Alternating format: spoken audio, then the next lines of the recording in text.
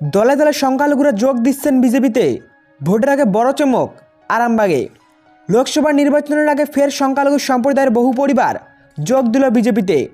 বৃহস্পতিবার হরিপাল এলাকার বেশ কয়েকজন সংখ্যালঘু সম্প্রদায়ের মানুষ আরামবাগ সাংগঠনিক জেলা বিজেপি কার্যালয়ে উপস্থিত হন ও বিজেপির পতাকা হাতে তুলে নেন। আরামবাগ সাংগঠনিক জেলা বিজেপির সভাপতি বিমান ঘোষের হাত ধরে বিজেপিতে যোগদান করেন তারা।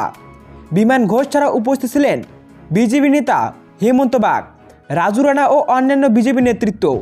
কিছুদিন আগেই গোঘাটের একাধিক সংখ্যালঘু পরিবার বিজেপিতে যোগ দিয়েছিলেন গোঘাটের বিজেপি বিধায়ক বিশ্বনাথ কারকের হাত ধরে। এবার সেই সংখ্যাটা বাড়ল আরও। দিন কয়েক আগে আরামবাগ লোকসভার হরিপালে সবাই গিয়েছিলেন বিরোধী দলনেতা শুভেন্দু অধিকারী। সেখানে সবাই প্রবীণ এক মুসলিমকে মঞ্চে পাশে বসিয়েছিলেন তিনি। তার সঙ্গেও কথা বলতে দেখা যায় শুভেন্দুকে।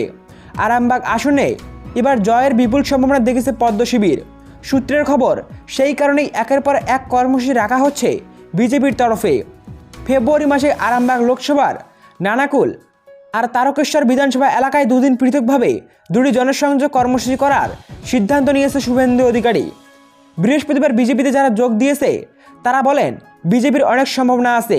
নরেন্দ্র মোদী দেশের জন্য খুব ভালো কাজ করছেন, সেই কারণেই এই দলকে বেছে নিয়েছি আমরা।